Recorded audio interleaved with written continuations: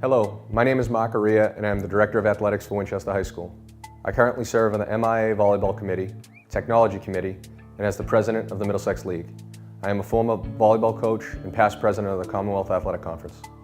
In this video, you'll hear from myself, Paul MANGANARO, President and Coach of Sachem Youth Football. Suzanne Anso, Varsity Girls Lacrosse Coach. Sergeant Dan PERENICK, School Resource Officer with the Winchester Public Schools. John Fleming, Teacher and Coach. Michelle White, Varsity Field Hockey Coach. WALLY DEMBOWSKI, Head Football Coach.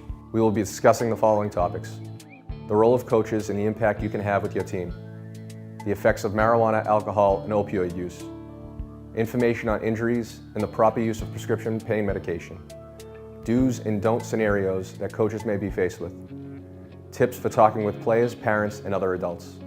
Lastly, we will leave you with some helpful resources that you can use for future reference. So what is a coach? You are the leader of your program. You are a person that kids look up to. They may come to you for advice or just view your behaviors as a model for themselves. You can have a lasting impact on a child, so make it positive. You are a stable or trusted adult, and in some cases, the only one. You are the expert in your sport, so be an expert on the prevention of injuries and substance abuse as well. There are many benefits to participating in athletics. Students choose to be involved in athletics for a variety of reasons: to be connected socially to their fellow students, school, and community, staying busy by participating in healthy competition in a structured setting, staying physically fit by being active on a daily basis. To help you be aware of the most commonly used substances, we tell you what to look out for. Underage drinking is present in every community and can have devastating consequences, so it is important that the youth you interact with understand that use is not acceptable. Alcohol in the body. Alcohol acts as a depressant on the body, and consuming several servings can affect the body for several days. Consuming 5 or more alcoholic beverages in one night can affect brain and body activities for up to 3 days, and 2 nights of drinking affect the body up to 5 days. A person's attention span is shorter for periods up to 48 hours after drinking alcohol.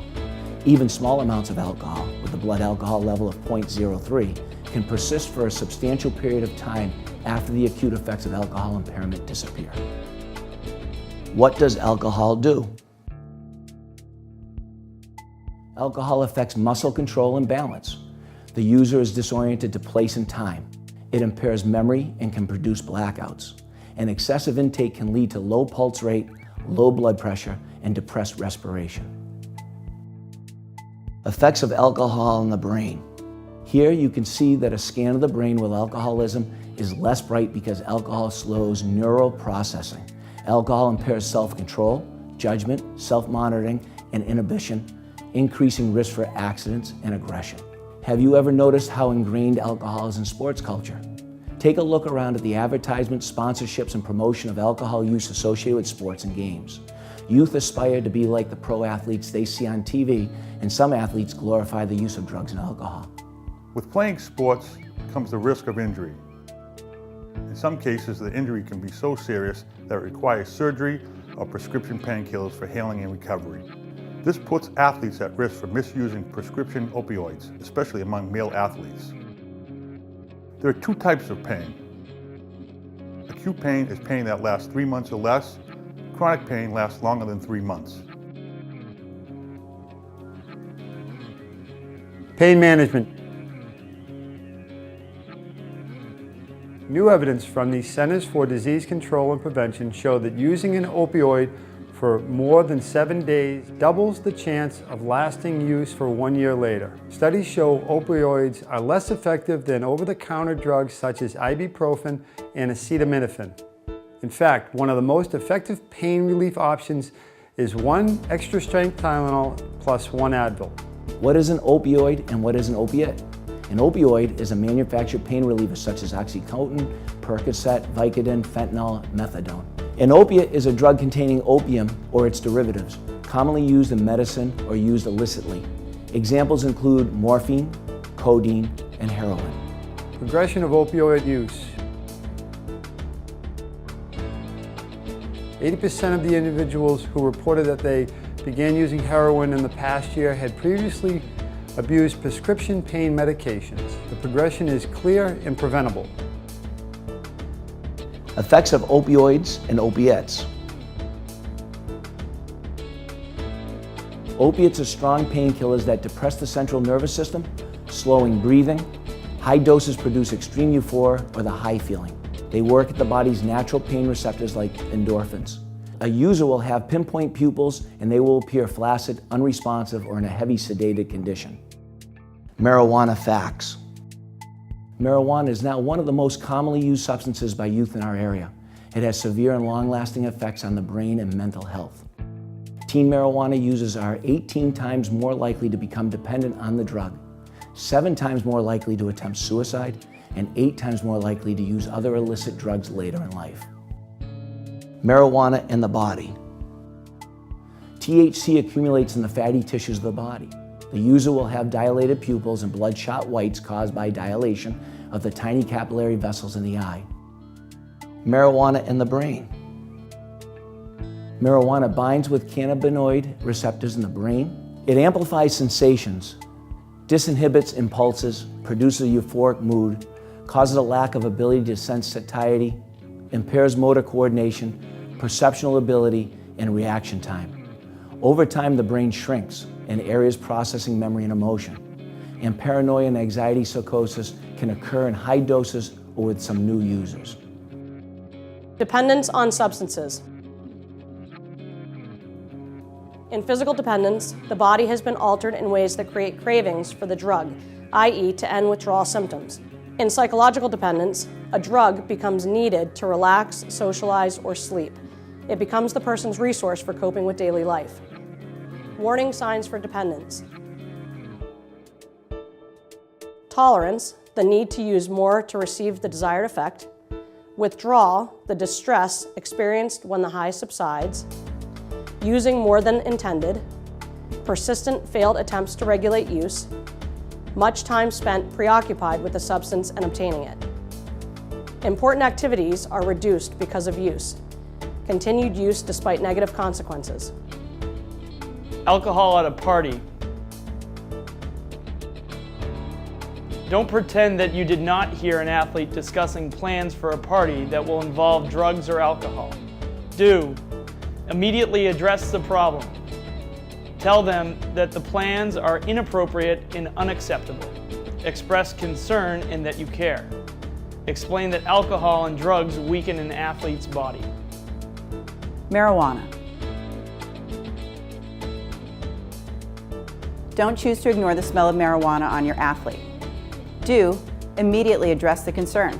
Explain that marijuana is harmful to their health and impairs motor coordination, perceptual ability, and reaction time. All are necessary for an athlete. Tobacco and marijuana. Don't look the other way if you see a student in possession of tobacco or a vape pen. Do confiscate the product immediately and inform them that they are in violation of the school's chemical health policy.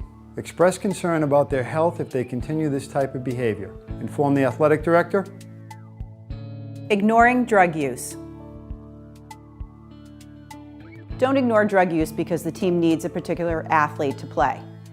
Do set rules and enforce them consistently. Emphasize that the same rules apply to all team members and you as the coach have a responsibility to enforce rules consistently. Enforcing rules. Don't avoid enforcing the rules or enforce them strictly. Do be firm, set limits, and stick to them. Be sure that the rules you set are helpful in changing an athlete's behavior. Don't alienate or stigmatize athletes. Drug use by coaching staff. Don't ignore drug use by the coaching staff. Do set clear expectations for players and staff. Ensure that everyone on your staff sets a good example.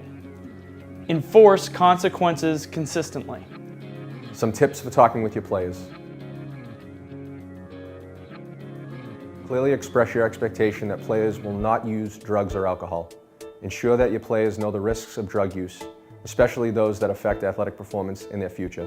Remind athletes that prescription medication should only be used for the person it's intended or prescribed for. Encourage athletes to set personal goals and assist them in making progress towards those goals. Let players know that they can talk to you about their fears and concerns regarding drug use. Some tips for working with parents, guardians, or other adults. Hold parent meetings reminding them that the use of all substances is not acceptable. In the case of injury, educate parents on monitoring prescription medication and recovery from injury. Be sure to follow the school's return to play protocol when injury occurs. Have a medical professional or athletic trainer make the final decision on return to play. Here are some things to consider when you head into your next season. Do you hold preseason meetings about substance use with your athletes? Do you feel comfortable having conversations with your team about substance use? Do you have rules and consequences for use? Are you willing to share your philosophy on substance use and sports? I hope that viewing this video will strengthen your resolve to continue to support student athletes make healthy and safe choices each and every day. Please reinforce home rules, school rules, MIAA rules, and community rules or laws that are all part of keeping them safe each and every day. Please remind all student athletes that when they are riding in a motor vehicle or at a gathering of other youth to make sure they are not present where there is alcohol or other drugs, that they may be held responsible through the athletic code of WHS, the MIAA, or the court system. Share that youth and adults can be held criminally and civilly responsible for allowing this behavior to go on. Finally, please keep in mind that if they find themselves at any time knowing of someone who is under the influence and cannot make choices for themselves, to act and call a trusted adult or contact public safety by calling 911 to get this person immediate help. Tell them not to wait. The Winchester Police Department, Winchester Fire Department, the Winchester Hospital encourage all to act and are protected under the Good Samaritan Law, which empowers a bystander to save a life without consequences. Please visit the following websites for more information. Thank you.